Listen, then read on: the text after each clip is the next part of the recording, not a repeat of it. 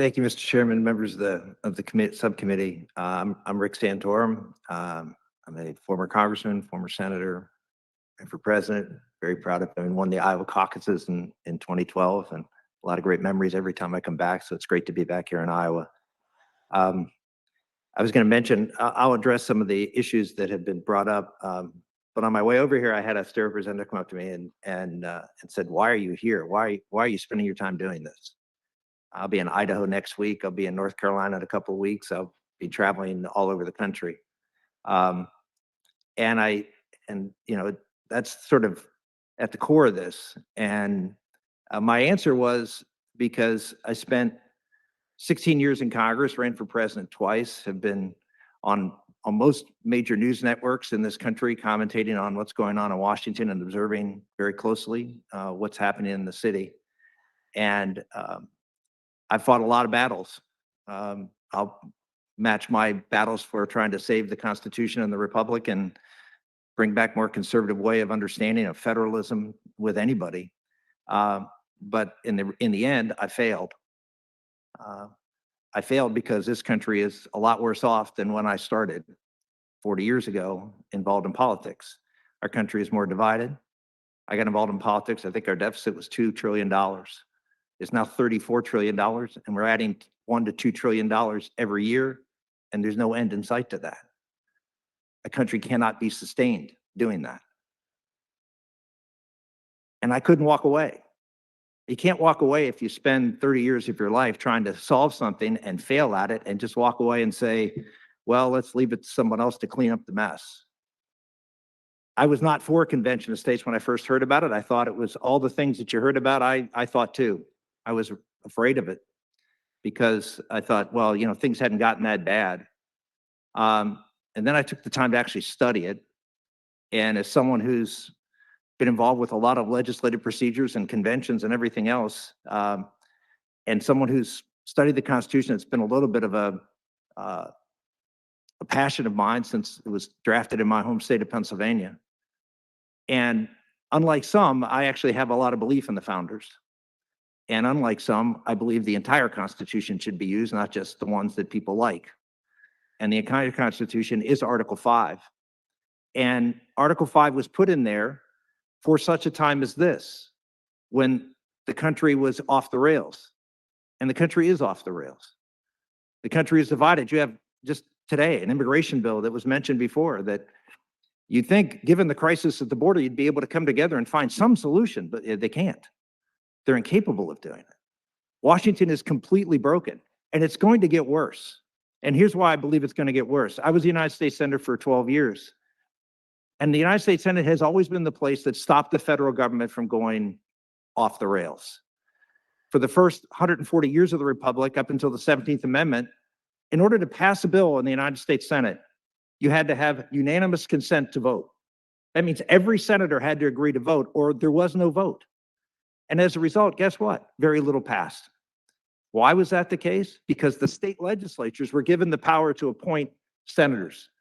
And guess what the state legislatures told their senators? Don't let the federal government take power from us. And for 140 years, the federal government didn't take power from Washington, from the state of Iowa or any other state. But that changed with the popular election of senators, and the federal government has exploded. People say, oh, the Constitution, don't touch it. It's been touched. It was ripped out. The provision that provided for federalism, that allowed the states to keep their authority, was ripped out of the Constitution with the passage of the 17th Amendment. Luckily, the founders put a second provision in to allow the states to reassert themselves as at the top of the food chain. Remember, every person at the Constitutional Convention in 1787 had one thing in common. They were all state legislators. They were not federal people. They were state folks. And they wanted the states to be in charge of domestic policy in this country, not the federal government. Why? Because they realized, even when there were 13 colonies, that New Hampshire was different than Georgia, that the border states, the frontier states, were different than the coastal states.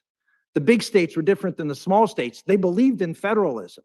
The only way you maintain federalism is you keep power out of Washington. Would you really mind in Iowa if California wanted to pass a bunch of woke things to put in their education department. As long as it didn't affect you, no, you wouldn't. But that's not what happens. What happens is whatever happens in California through the federal government gets imposed on you. The country is fracturing because Washington is doing everything and imposing everything, and it's dividing the country because Iowa is not California. And you can say, well, we'll elect better people. How's that been going?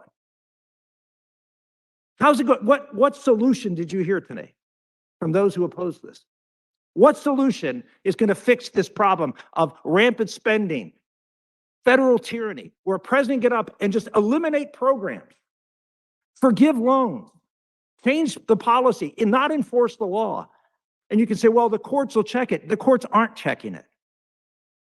Yes, I did say we should have a convention of states more regularly. Why? Because you need to assert your authority that you're in charge of Washington, not the other way around.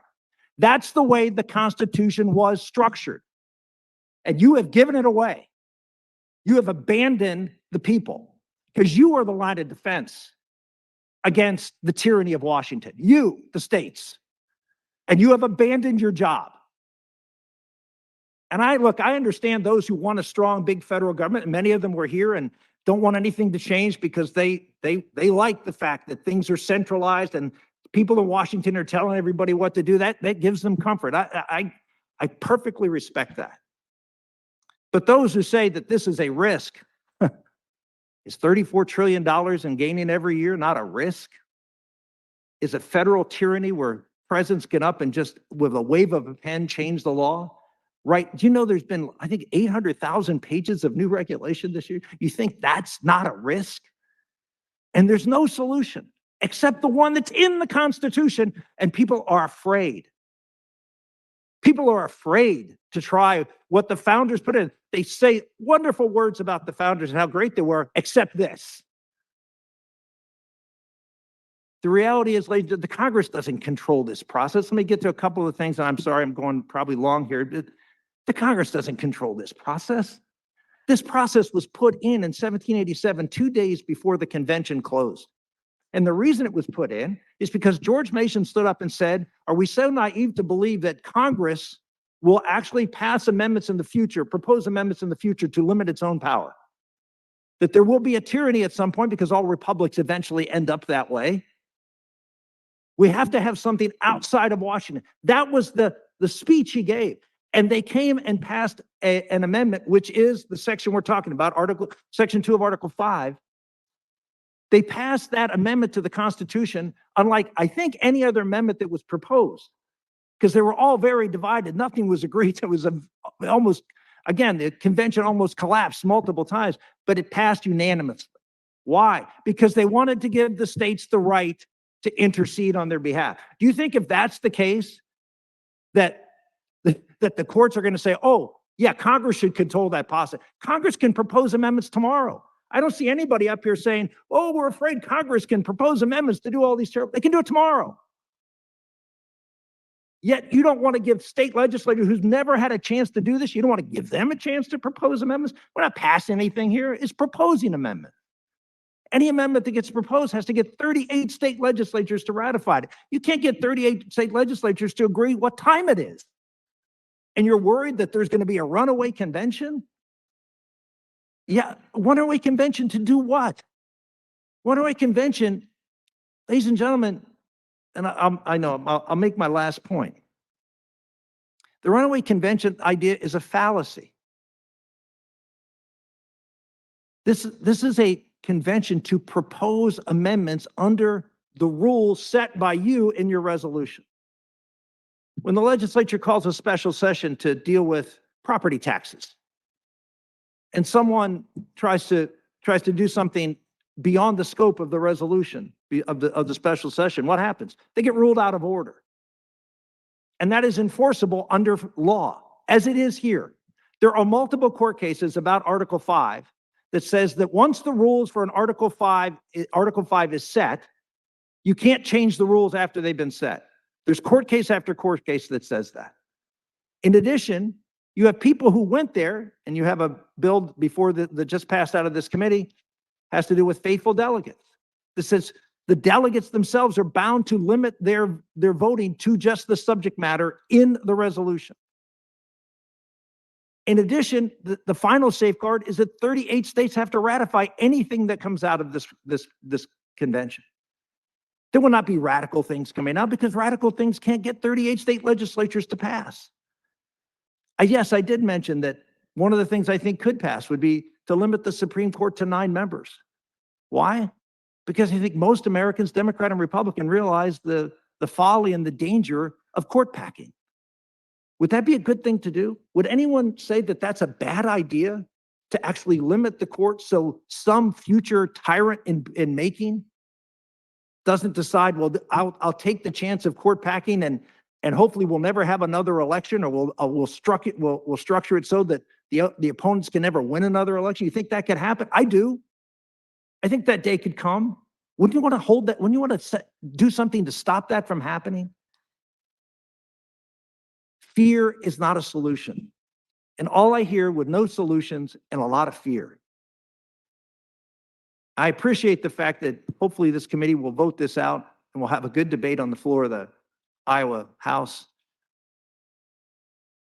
And I just hope that we have an opportunity to let the people, through your elected representatives, come to this convention and debate the future of our country, because we're not doing that now anywhere. And this is an opportunity to do it, and I hope you take it. Thank you.